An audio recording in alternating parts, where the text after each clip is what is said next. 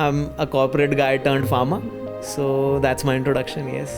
खेती के क्षेत्र में काम करने का आइडिया ऑब्वियसली इंस्पिरेशन मेरे फादर साहब थे। बैरसे के पास में हमारे किसान हैं जो जैविक खेती करते हैं, तकरीबन 500 एकड़ में जैविक खेती है। क्यों हम एनविजन करते हैं कि किसान वो ही धोती कुर्ता फटे कपड़े पहने अनएजुकेटेड फार्मर है, क्यों एक सूट बूट वाला फार्मर नहीं हो सकता? आपका किसान आज की डेट में कहीं ज़्यादा प्रैक्टिकली एक्सपीरियंस्ड है दैन जो आप किताबों में पढ़ रहे हैं। सबसे ज़्यादा एंटरप्राइजिंग इंसान अगर आपके देश में कोई है, सबसे ज़्यादा रिस्क टेकिंग इंसान कोई है तो वो किसान है। Hello and a very warm welcome. आप देख रहे हैं TYS पॉडकास्ट, आपके साथ मैं हूं गीतांजलि। और आज TYS पॉडकास्ट में हमारे साथ एक बहुत खास मेहमान है, मिस्टर रोहित कौशल, जो कि वैसे तो एक इलेक्ट्रॉनिक इंजीनियर हैं, लेकिन पिछले 20 साल से वो एग्रीकल्चर और फार्म मैकेनाइजेशन सेक्टर में बहुत ही बढ़िया काम कर रहे हैं। तो आइए स्वागत करते हैं रोहित जी का और उनसे जानते हैं उनके संघर्षों और सफलता की कहानी। रोहित, आपका बहुत बहुत स्वागत है। Thank you. तो रोहित, जैसा कि मैंने अभी बोला कि आप एक इलेक्ट्रॉनिक इंजीनियर हैं, तो आपका एग्रीकल्चर से क्या लेना देना था? कैसे एग्रीकल्चर के सेक्टर में आप आए? सो समटाइम्स क्या होता है कि fate has a story for you. तो कुछ भाग्य का साथ जिसने इस क्षेत्र में लाने में हमारी मदद करी, but the inspiration goes to my father. My father was director agriculture, he retired in 2004। मैं 2003 में अपनी इंजीनियरिंग पास किया था एंड देन सिचुएशंस कुछ ऐसी बनी। I had plans to go to US for my masters, but unfortunately visa didn't happen and then I thought क्या करना है।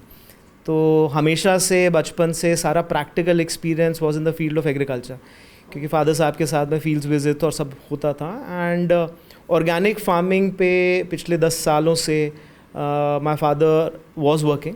तो under his leadership MP Chhattisgarh में जैविक खेती की शुरुआत हुई थी। He was kind of a Janak of जैविक खेती इन MPCG। तो उस इंस्पिरेशन को आगे ले जाने के लिए आई वेंचर्ड इनटू दिस फील्ड। तो आपने अपना बिजनेस शुरू किया था, ये तो दूसरी बार है, लेकिन पहला जो बिजनेस आपने शुरू किया था वो तब ज़्यादा सक्सेसफुल नहीं हुआ था।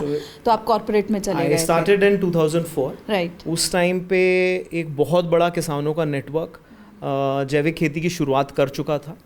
If I go into numbers, all over MP हमारे साथ 5000 किसान थे जो जैविक खेती में कार्यरत थे, जुड़े थे। द चैलेंज वॉज कि मार्केट एक्सेस। तो उस टाइम पे आई स्टार्टेड कि मार्केट दिलाना है। तो एज अ एग्रीगेटर उसको मार्केट एक्सेस दिलाने के लिए I started my first venture. So that was back in 2004। तो वो समय में थोड़ा सा जल्दी हो गया बिकॉज 2004 में organic products was to earlier stage and in Tier 2 Tier 3 cities.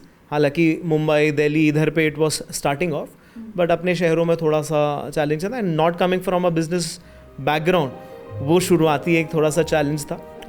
Tried multiple things, but then I got an opportunity 2009 में to join Mahindra and Mahindra, and that's where how the corporate stent started. Okay. और फिर कितने साल तक आप ऐसे corporate में रहे? और फिर so I was in corporate for 15 years. I worked with Mahindra and Mahindra and Eicher tractors. Mahindra Mahindra में मैं 11.5 साल रहा। I stayed in Chandigarh, I was in Mumbai, I was in leadership positions वहाँ पे। And then during lockdown I decided to come back to Bhopal. उस time पे फिर मैंने आयशर ट्रैक्टर्स ज्वाइन किया था and I was all India dealer development head in Eicher tractors. Alright. तो जैसे आपने कहा कि लीडरशिप पोजीशन थी, एक लीडरशिप पोजीशन को छोड़कर अपना बिजनेस शुरू करना, सबसे पहले तो फैमिली पर ही आ जाती हूँ मैं। एक सर्विस बैकग्राउंड वाली फैमिली रही है, तो क्या उनका सपोर्ट मिला था या उनको समझाना पड़ा, मनाना पड़ा? देखिए, मनाना और समझाना तो पड़ता ही है। And but I was very fortunate, क्योंकि जब मैंने 2004 में भी ये डिसीजन लिया, फैमिली वॉज़ वेरी सपोर्टिव कि एक निश फील्ड है। फादर साहब को उसकी पूरी नॉलेज थी and they understood the idea कि जो आप करना चाह रहे हो वो किसानों के लिए एज वेल एज कम्युनिटी के लिए बहुत हेल्पफुल रहेगा। So from that angle they were very supportive. Obviously एक नई सोच को उस ज़माने में टेक ऑफ कराना वॉज अ चैलेंज। सो जब दोबारा भोपाल आने के बाद और तब तक हम कॉर्पोरेट में उतनी सक्सेस हासिल कर चुके थे जब दोबारा ये पेशकश सबके सामने रखी गई कि I want to venture back into entrepreneurship, obviously there was resistance था, बट डेडिकेशन, आपके थॉट प्रोसेस, उस चीज़ को देखते हुए slowly people fell into place. The family support तो हमेशा ही चाहिए होता है, तो वो धीरे धीरे आया। डे वन तो ऑब्वियसली नहीं था। डे वन को जब वो चीज़ करने की प्रयास कर रहे थे तो बहुत सारे सवाल और बहुत सारे शक दिमाग में रहते हैं, बट मैं ये कहना चाहूँगा कि सेकेंड इनिंग्स जब मैं शुरू कर रहा था तो I was not a 24 year novice, ठीक है। I was coming with a lot of experience, leadership positions का एक्सपीरियंस था।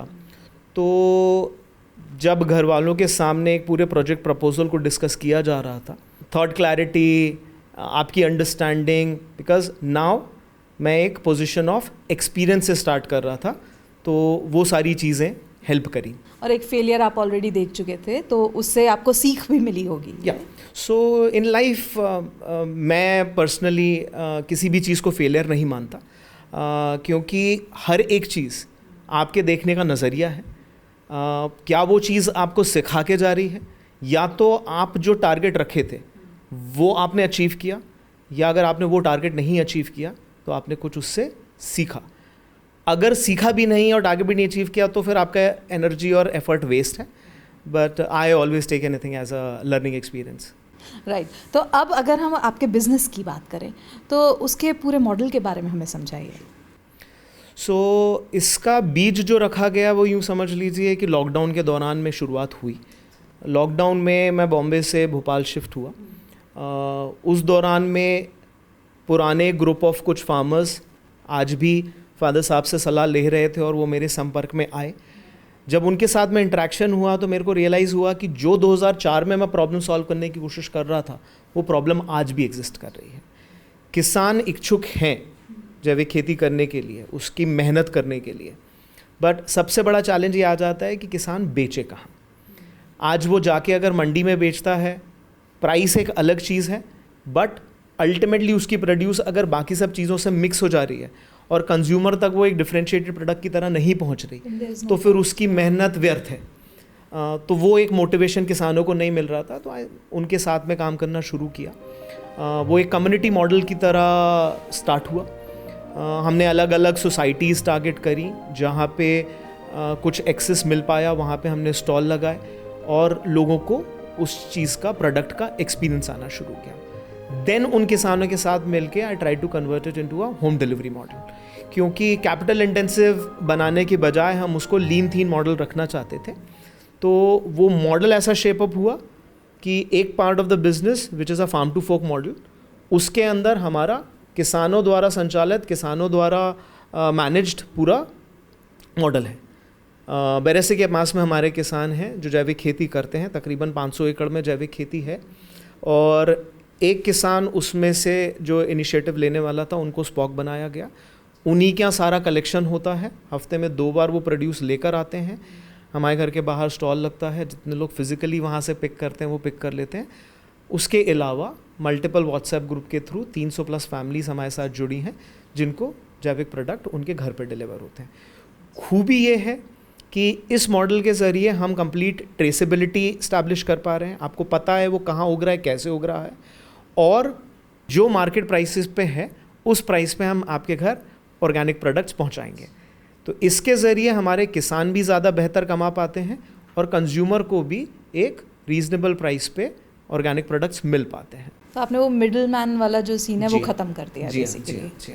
ओके। और इसी सोच को एक्सटेंड करते हुए SRK ऑर्गेनिक फार्म्स का जन्म हुआ, जो हमने अक्टूबर 24 में प्रोजेक्ट लॉन्च किया था। उसमें एक अर्बन कंज्यूमर का पेन पॉइंट भी हमने आइडेंटिफाई और ऐड किया। अगेन जो मेरी जर्नी रही, जो मैं चंडीगढ़, मुंबई जैसे शहरों में रहा, प्लस भोपाल में भी जब मैं वापस आया तो I saw the change, and lockdown was a blessing in disguise. उस समय में बहुत सारे लोग थे जो going back to the roots वाला मुहिम तेज़ी पकड़ रहा था। केवल एक दौड़ में जुटे रहना है वो नहीं था, but people wanted to slow down. और बहुत ज़्यादा इन्फॉर्मेशन फ्लो जो सोशल मीडिया के ज़रिए हो रहा है उसके द्वारा लोगों को एग्रीकल्चर की जानकारी भी मिल रही थी. So we found a lot of interest शहरी लोगों में जो खेती और रूरल वर्ल्ड से जुड़ना चाहते थे. बट समस्या ये थी कि समय कहाँ है, नॉलेज कहाँ है, करें कैसे. So then we came up with this model कि हम एक ऐसा एस्टेट डेवलप करते हैं, एक ऐसी कम्युनिटी डेवलप करते हैं जहाँ पे हम आपको फार्म लैंड प्रोवाइड करेंगे. We'll sell that farm land for you, तो आपकी ओनरशिप आ जाएगी. बस उसके बाद आपके सारे हैसल्स हमारे, हम उस फार्म लैंड को मैनेज करेंगे, हम उसके ऊपर ऑर्गेनिक प्रोडक्ट्स उगाएंगे और आपके घर पर डिलीवर भी करके देंगे, सारी चीज़ें फ्री. क्यों? आप जितना कंज्यूम कर रहे हो कंज्यूम करो, रिमेनिंग जो प्रोड्यूस है वो हमारे नेटवर्क में चला जाएगा और उधर से जो इनकम होगी वो इस एस्टेट को संचालित करने में मदद करेगी. तो we don't charge anything to the community members. यानी कहने को ओनर वो हैं लेकिन उन्हें कोई मेंटेन करने में या कुछ करने में कोई काम नहीं करना पड़ रहा है. राइट. प्लस अनदर रेवेन्यू जो हम उसमें ऐड करने वाले हैं, अभी हमने वहाँ पे एक मिट्टी का घर बनाया है. हम अगेन जब जड़ों से जुड़ने वाली बात थी तो जिस टाइप के घर बचपन में कुछ लोगों ने शायद एक्सपीरियंस किए हैं, हर कोई शहर वाला तो एक्सपीरियंस कर भी नहीं पाया, बट उस टाइप के जो घर थे हमने उनको वापस लाने की कोशिश करी. तो हमने एक ब्यूटीफुल 1 BHK मिट्टी का घर वहाँ पे बनाया. लोगों को बहुत पसंद आने लग गया. लोग बोलते हैं कि सर आप इसको किराए पे दोगे कि हम आके रुक सकते हैं. तो फिर एक आइडिया आया कि क्यों ना इस एस्टेट में आने वाले समय में अपन कुछ हट्स भी बनाएंगे और फिर वहाँ पे जो मध्य प्रदेश टूरिज्म का मुहिम भी है कि भाई रूरल टूरिस्ट को बढ़ावा देना है, उस चीज़ को प्रमोट करते हुए अपन वहाँ पे होस्टिंग सर्विसेज भी करेंगे, जिसके द्वारा भी जो लैंड ओनर्स हैं वो एक एडिशनल इनकम फर्दर भी कमा पाएंगे. तो एक पूरा 360 डिग्री इकोसिस्टम स्लोली एक कड़ी जुड़ के तैयार होता गया. तो अभी तो एक ही वो हट आपकी तैयार हुई है, तो ये कब तक पूरा तैयार होगा? तकरीबन 1-1.5 साल के अंदर हम उसमें 10 से 12 हट्स बनाकर लोगों को होस्ट वहाँ पे करना शुरू कर देंगे. तो लोग आएंगे, वहाँ पे खेती देखेंगे, सीखेंगे. यूँ समझ लीजिए कि कुछ समय बिताइए गांव में and then you go back recharge. गांव की लाइफ का जो है मज़ा ले पाएंगे.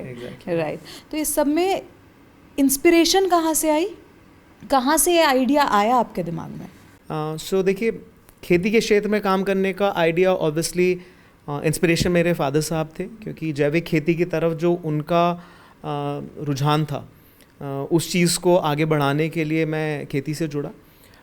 प्लस आई विल से कि एज एन इंजीनियर, मैंने इलेक्ट्रॉनिक्स के क्षेत्र में कभी काम नहीं किया, बट एज एन इंजीनियर उस पढ़ाई ने जो स्किल मेरे अंदर डेवलप करी, that was a problem solving skill.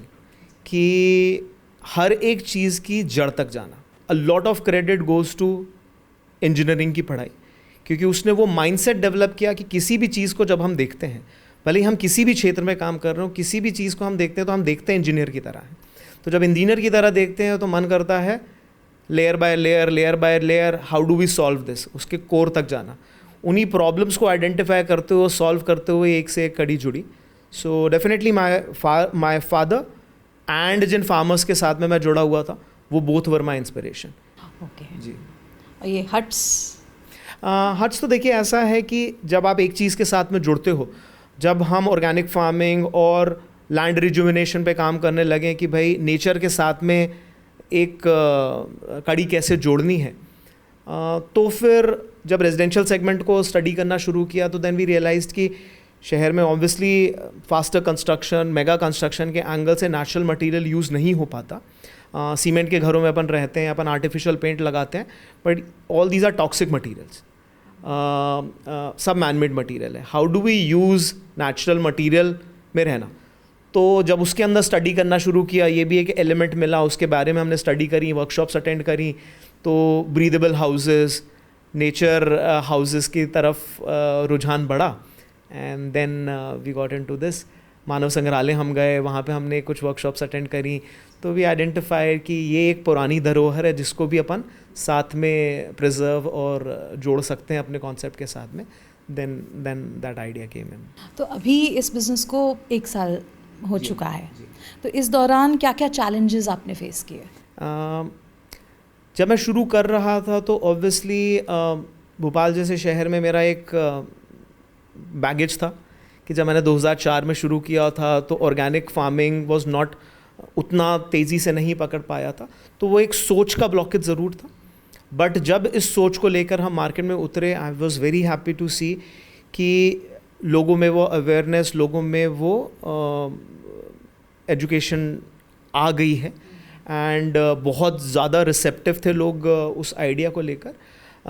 Agriculture के जो चैलेंजेस रहते हैं वो डेफिनेटली रहे, क्योंकि एक बहुत पूरा इकोसिस्टम आपको डेवलप करना है। हमारे स्टेट के अंदर हमारे खुद के एनिमल्स हैं, वहीं पे हम अपनी खुद की cow dung, vermi compost, vermi wash सब वहीं प्रोड्यूस करते हैं। सारा इन हाउस प्रोडक्शन है जो हम अपनी खेती के लिए यूज़ करते हैं। तो पूरा जो इंफ्रास्ट्रक्चर तैयार करना है, जो पूरी टीम बिल्ड करनी है, वो एक इनिशियल चैलेंज था। बट बाय गॉड्स ग्रेस 1 साल के अंदर जो सक्सेस हमको मिली है, दैट वाज ऑलवेज इंस्पायरिंग। तो जो लोगों का, जो हमारे अर्ली इन्वेस्टर्स थे, उनका जो विश्वास था, उसने हमको बहुत मोटिवेशन दिया तेज़ी से आगे बढ़ने का। तो तब से अब तक में मतलब आपने मार्केट में बहुत चेंजेस देखे? हाँ, और लोगों में भी? बिल्कुल, क्योंकि 20 साल में ऑब्वियसली सोच में, अवेयरनेस में, लोगों के एक्सपोजर में बहुत फ़र्क महसूस हुआ। काफ़ी सारे लोगों को अब इस चीज़ की अवेयरनेस है कि सेहत का ध्यान केवल बीमार पड़ने पे नहीं करना है, पहले से हम प्रिवेंटिव टेक्निक्स क्या यूज़ कर सकते हैं। तो लोग नेचुरल प्रोडक्ट्स की तरफ, केमिकल फ्री प्रोडक्ट्स की तरफ जाना चाह रहे हैं। हम उसको अफोर्डेबल बना के ऑब्वियसली ज़्यादा से ज़्यादा लोगों को टारगेट कर पा रहे हैं, और एक अच्छा इन्वेस्टमेंट एवेन्यू लोगों को दिख रहा है कि भाई एक खुद की रियल एस्टेट भी बन जा रही है और एक अच्छे मुहिम के साथ हम जुड़ पा रहे हैं। सो वो सारी चीज़ कनेक्शंस आर देयर। तो अभी आपके साथ, आपके बिजनेस में कितने लोग जुड़े हुए हैं, और टीम मोटिवेशन के लिए आप क्या करते हैं? सो ओवरऑल सारे वर्टिकल्स को मिला के 15 लोग हैं मेरी टीम में। I have led 50+ bigger teams in my corporate tenure. तो ऑब्वियसली जो कॉर्पोरेट वाला दौर रहा और बहुत सारी लीडरशिप्स ट्रेनिंग करने को मिली, and I am very thankful to both my organisations, क्योंकि आप बहुत कुछ सीखते हो, और सबसे ज़्यादा जो सीखते हो वो लोगों को मैनेज करना सीखते हो। और मोटिवेशन के लिए देखिए सबसे ज़्यादा ज़रूरी यही होता है कि आप लोगों के साथ जुड़ के काम करो। तो आप जब टीम की प्रॉब्लम्स को अंडरस्टैंड करते हो, उनके लेवल पे उतर के उनके साथ हाथ से हाथ मिला के जब काम करते हो, मतलब फार्मिंग में जब हमको चैलेंजेस आ रहे थे, I have sat down with my farmers, field में खुद अपने हाथों से बुआई करी है। तो जब आप करते हुए दिखते हो तो हर कोई के अंदर वो मोटिवेशन अपने आप ज़िंदा होता है। और आज मैं ये बिल्कुल कहूँगा कि मेरी जो पूरी टीम है, वो मैं हूँ या नहीं हूँ, वो उतनी ही लगन के साथ में उसको अपना मान के, क्योंकि वो उस ऐसी सोच के साथ जुड़ पा रहे हैं, वो उनको भी इंस्पायर करती है, और वो इंस्पिरेशन हम उनको थ्रू पर्सनल जुड़ाव, वो इंस्पिरेशन उनके अंदर ज़िंदा रखते हैं। तो यानी एक इंजीनियर जो है वो एक फार्मर बन गया है। That's my introduction. मैं यही कहता हूँ कि भाई I am a corporate guy turned farmer, so that's my introduction, yes. पर अगर मैं एक चीज़ आपसे पूछूं कि फार्मर्स ये वो लोग हैं जो ज़्यादा एजुकेटेड नहीं होते, they are not well educated, तो उनको अपना ये बिज़नेस मॉडल समझाना, इसमें आपको क्या चैलेंज फेस करना पड़ा? कहीं रेजिस्टेंस आपने देखा? देखिए, सबसे पहले तो मैं इस प्लेटफॉर्म के ज़रिए इस मिथ को ब्रेक करना चाहूँगा, क्योंकि कई बार जब हम लोग महिंद्रा में भी काम कर रहे थे और मल्टीपल प्रोजेक्ट्स में काम कर रहे थे, तो हम फार्मर की इमेज को ट्रांसफॉर्म करने के लिए हमने कई काम किए। तो क्यों हम एनविजन करते हैं कि किसान वही धोती कुर्ता फटे कपड़े पहने अनएजुकेटेड फार्मर है, क्यों एक सूट बूट वाला फार्मर नहीं हो सकता? एजुकेटेड केवल स्कूल या कॉलेज या वहीं पे एजुकेशन नहीं बढ़ रही। आपका किसान आज की डेट में कहीं ज़्यादा प्रैक्टिकली एक्सपीरियंस्ड है दैन जो आप किताबों में पढ़ रहे हो। किसान के पास पूरा प्रैक्टिकल ज्ञान है, उस प्रैक्टिकल ज्ञान को एक कड़ी में पिरोने की ज़रूरत होती है। सो उधर पे आ जाती है मैनेजमेंट की नॉलेज। ये कहा जा सकता है कि शायद मैनेजमेंट में थोड़ा सा वीक होता है किसान, बट अपने क्षेत्र में उसको बहुत नॉलेज है। बाय क्रिएटिंग दिस इकोसिस्टम हमारे जैसे लोग अगर उस फील्ड में आते हैं और उनको ये पूरा मैनेजमेंट समझाते हैं और उस पेरों में जोड़ते हैं, तो उनको भी अपना बेनिफिट दिखता है ना। देखिए मैं एक एग्जांपल दूं। एक किसान है, सब्जी की खेती कर रहा है, भिंडी उगा रहा है और मंडी में जाके बेच रहा है, शायद उसको 10 रुपये किलो भी ना मिले। बाय क्रिएटिंग द इकोसिस्टम अगर उसको 40 रुपये किलो में रिटेल भाव मिल रहा है तो किसान को क्या दिक्कत है। और अगर आप उसको एजुकेट कर पा रहे हो कि केमिकल्स के क्या नुकसान है ज़मीन को, और अगर आप जैविक खेती करते हो, आप कर क्या रहे हो, लैंड रेजुविनेशन पे काम कर रहे हो, माइक्रो ऑर्गेनिज्म जिंदा कर रहे हो, आपकी ज़मीन ज़्यादा उपजाऊ हो रही है, मेहनत ज़्यादा है, लेबर ज़्यादा लगना है, आपको जुटना पड़ेगा, बट अगर किसान की पैदावार बढ़ रही है, किसान को बेहतर दाम मिल रहा है, तो किसान क्यों पीछे हटेगा। सबसे ज़्यादा एंटरप्राइजिंग इंसान अगर आपके देश में कोई है, सबसे ज़्यादा रिस्क टेकिंग इंसान कोई है, तो वो किसान है। ओके, तो आज आपके ज़रिए जो है ये किसान जो है उनको भी बेनिफिट मिल रहा है। यस, डेफिनेटली, क्योंकि हम देख रहे हैं कि किसान बेहतर कमा पा रहे हैं, वो अपने बच्चों को ज़्यादा बेटर एजुकेशन दे पा रहे हैं जो हमारे साथ जुड़ रहे हैं। इट्स ऑल अबाउट लोगों का इन्वॉल्वमेंट, इस तरह की कम्युनिटीज़ डेवलप करना। क्योंकि एक एग्जांपल मैं देता हूँ, मेरे फादर साहब हमेशा एक चीज़ को प्रमोट करते थे कि जैसे आपका फैमिली डॉक्टर होता है, वैसे ही आपका एक फैमिली फार्मर होना चाहिए। आप हर शहर के आसपास देखेंगे तो कहीं ना कहीं सब्जियों की खेतियाँ आसपास में सब दूर खेती हो रही है। क्यों हम किसानों को अडॉप्ट नहीं कर सकते, क्यों हम किसानों से जुड़ नहीं सकते। By creating this ecosystem exactly वही हुआ है कि आज आप उस किसान को जानते हो, आपको पता है वो खेती कैसे हो रही है और उसके यहाँ से आ रही है, आप उससे प्रोड्यूस खरीद रहे हो। तो किसान को भी आप जो पैसा खर्चा कर रहे थे, आप तो वही पैसा खर्चा कर रहे हो, बट वो जा किसान की जेब में रहा है, और किसान भी आपको एक बेहतर चीज़ आपके घर पे लाके दे पा रहा है, दोनों का फ़ायदा। तो क्या अभी आप फ़िलहाल भोपाल में ही हैं, कहीं और एक्सपैंड करने का कुछ ऐसा कोई सोचा है? हमारा नेक्स्ट प्रोजेक्ट ज़रूर भोपाल के बाहर आ रहा है। As of now in this 1 year हमने इस पायलट प्रोजेक्ट के ज़रिए एक मार्केट सैम्पलिंग किया, मार्केट को अंडरस्टैंड किया, और भोपाल ने हमें बहुत अच्छा रिस्पॉन्स दिया है। We have closed on our first project, barring last few units, it's 100% sold. हमारा नेक्स्ट प्रोजेक्ट ज़रूर हम इसी तर्ज पे दूसरी जगह पे लेके आ रहे हैं, उसके लिए थोड़ा इंतज़ार करना पड़ेगा। ऑलराइट, तो मैं तो यही चाहूँगी कि जल्द से जल्द जो है आप ग्रो करें और बाकी किसानों को भी, और स्टेट्स में भी किसानों को और लोगों को फ़ायदा मिले आपके ज़रिए। तो थैंक यू सो मच आज हमारे साथ जुड़ने के लिए और इतनी इंटरेस्टिंग इन्फॉर्मेशन हमसे शेयर करने के लिए। Thank you so much. तो इसी के साथ TYS पॉडकास्ट में आज बस इतना ही, फिर होगी मुलाकात, तब तक के लिए नमस्कार।